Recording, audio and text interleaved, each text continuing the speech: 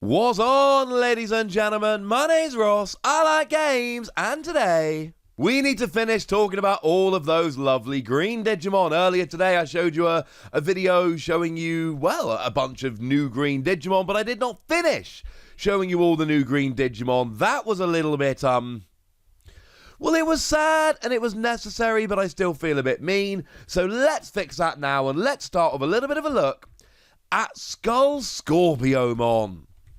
Cool name, cool Digimon. Good Digimon?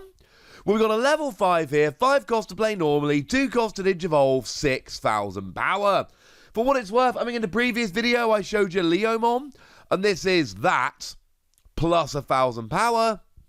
But then again, when Leomon Digivolves, you get to suspend one of your opponent's Digimon. You gain an extra 1,000 power here, and you don't get anything from it. But it's a level 5. So let's not compare the stats to a level 4 Leomon. Let's compare it to other level 5s. And incidentally, we are in this video just covering 3 level 5s. And basically, 6,000 power ain't good. But 2 cost to Digivolve is 1 less than we expect. The vast majority of level 5s are a free cost. And a 5 cost to play normally is pretty gosh darn cheap. And now, oh yeah, now we're actually in a pretty gosh darn nice place. I like this very much indeed. I mean, if we use DigimonCard.dev to do a little bit of searching, great website, and we have a look for green level 5s that cost 5, it's this. In all the sets we've seen so far, this is the only green Digimon we've seen that is a level 5 that is a 5 cost to play normally. And of course, this makes it a really good pair with the OROCHIIDON we saw yesterday. No, in the previous video, which is probably still today, which was the only level 4 which was a free cost to hardcast that we've seen so far in green. And this is good. And green have all those Digisorption abilities that let you rest one or suspend one of your Digimon to the Digivolve for free. And we've seen plenty of Digimon in green that can Digivolve more cheaply. So the fact of the matter is, green do get up to level 5 quicker than other colours. But this is still a 5 cost to hardcast level 5 that can then be Digivolved into a level 6. That's kind of nuts. And we've seen plenty of others. I mean, basically, this is my boy Monzaemon. This is literally Monzaemon, but green with a different name and artwork.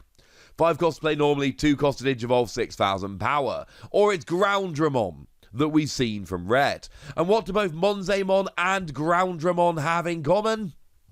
They both see a bunch of play. They both see quite a lot of play. Now, obviously at the moment we're looking outside of Japan at just a booster 1.0 metagame, which is quite small compared to what Japan's got. But the fact of the matter is, we are talking here about a Digimon that has the exact same stats as 2 Digimon that see play. Well, I cannot be the only one that thinks this is a good idea. This sounds awesome. Who doesn't love Monzaemon? Trick question. Everybody loves Monzaemon. How could you not, ladies and gentlemen? How could you not? Look how adorable it is. Running along with his little balloons. So, what this basically has, very simply, is cheapness on its side. Are you going to want to play it in a green deck, given that green really do specialise in Digivolving up faster and more cheaply and more easily? Maybe not, but it's still a very nice option to have. So how about one that does have a skill? How about GrapLeomon? It is a 7 cost to play normally, 2 cost to Digivolve, 6,000 power level 5. So it's still actually kind of cheap and kind of weak. 7 to play normally for a level 5 is lower than average. And 2 cost to Digivolve, it's almost always free. As in 1, 2, 3. So actually, this is a cheap Digimon. But it's only got 6,000 power, which sucks. And it's not as cheap as the SkullScorpiomon that we just looked at. But it does have a skill here. Translations from DigimonCard.dev and the official translated website. When you attack, you gain a memory. Nice. So, if you Digivolve this up as a 2 cost and then attack a couple turns, you're going to be gaining a bunch of memory. And if you've been playing a bunch of green lately, or indeed Rookie Rush or a bunch of other decks, you might have been playing around with Puppetmon. And that's relevant because Puppetmon's got the same skill whereby when you attack, you gain 1 memory. The thing is, Puppetmon is a 10,000 power level 6, so you got to be a bit careful. You can't be taking out resting level 6s because they're almost certainly going to have more power than you. And when you're attacking the stack, if you hit a level 6, you're probably going down, but you can boost up your power and all of that.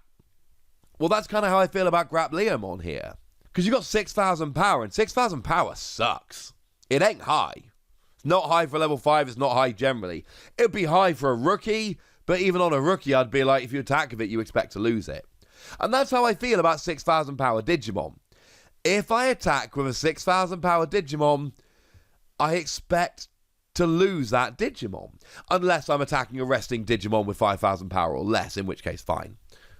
And maybe that's how you use GrapLeomon. Maybe you use GrapLeomon as an I am only attacking 5,000 power or lower Digimon, so I can keep attacking and gaining memory. I can take out my opponent's little Digimon while gaining memory.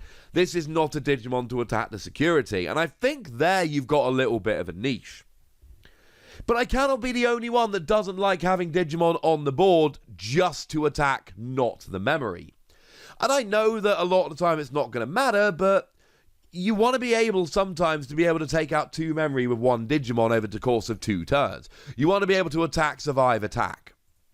And I honestly don't know if you can rely on doing that here. I don't think it's something that is, to steal my own words from a second ago, reliable.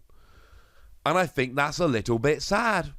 I don't mind this card. I love gaining memory when I can attack. But you need to be able to attack a couple of times to really make this card worth it. And I think the 6,000 power is going to make it less likely that that's going to happen. And honestly, I don't play Puppetmon for the when you attack, you gain a memory. I play it for the ha ha ha ha ha, none of your Digimon activate next turn because I've hard casted it kind of ability. And there's one more we need to look at here. It is OROCHIIDON. Let's go for that. 8 cost to play normally, 3 cost to Digivolve, 8,000 power. So here we are up at the higher end for both cost and power for a level 5.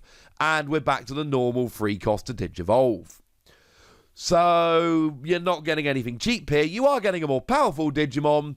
But the reason to play this is for the skill. Is the skill any good? When you Digivolve, one of your Digimon gains Piercing for the turn. Piercing says that when you attack and delete an opponent's Digimon and survive, you perform a security check. Oh. Yeah, this I like a lot. This sounds good. Because now you're not choosing. Usually you're choosing to either attack the security or attack your opponent's Digimon. Here, there's none of that choosy malarkey. There's no choosy-doozy going on here. We are talking about you take out a resting Digimon and then perform a security check. And that I like very much indeed. And then, of course, maybe you combine it with something like, I don't know, let's go to Booster 1.0. Let's use one of those lovely level 5. Let's say that you've got a Digimon that has gone and Digivolved from your Okuamon here. When you delete an opponent's Digimon in battle and survive, you gain a memory. But you've got Piercing, so you also get to perform a security check. So you take your level 6, whatever it might be, that's evolved from Okuamon, and then you just delete a Digimon, gain a memory, perform a security check. That is a lot going on in one go, ladies and gentlemen. That is a lot to do in one turn, in one attack. And that's cool. It's only once, though, and that makes me a little bit sad. Because this isn't a cheap Digimon. You're basically Digivolving up through it, and it is a Digivolution skill. So you can Digivolve up, one of your Digimon gets Piercing once, for one turn, and then we go from there. And maybe it's a really big, powerful Digimon, and maybe you're playing around with a bunch of other stuff. Clearly here, this is one of those times I mention Dimension Scissor, where if you destroy an opponent's Digimon by battling, you make it active. So now you essentially get Piercing, take out a security check, and then you make yourself active, and you get to do it again because you've still got Piercing. and then you get to form a security check, but you've still got piercing and you've still got this working, and clearly there is a fun combo here with Dimension Scissor. Although it will be a 6 memory combo to actually pull off properly, you have been warned. But I tell you what, ladies and gentlemen, if this all works, this could be really good. I just don't know if I think it's going to work. I don't know if I trust this, if I'm honest with you. I think it's too expensive, and it's only a one-turn thing, and you've got to have the perfect partner for it, or you've got to use Dimension Scissor or something like that. And I'm not saying it's not a good card, it's not a fun card, it won't see play. I think it is a good card, it is a fun card, and I think people will play it. I just don't think it's necessarily as good as a lot of the other level 5 options we've got. And we are getting to the stage here where we've seen enough cards in Digimon that we do need to start asking that question. And I don't think this gives us a satisfactory answer. And for that, I'm sorry.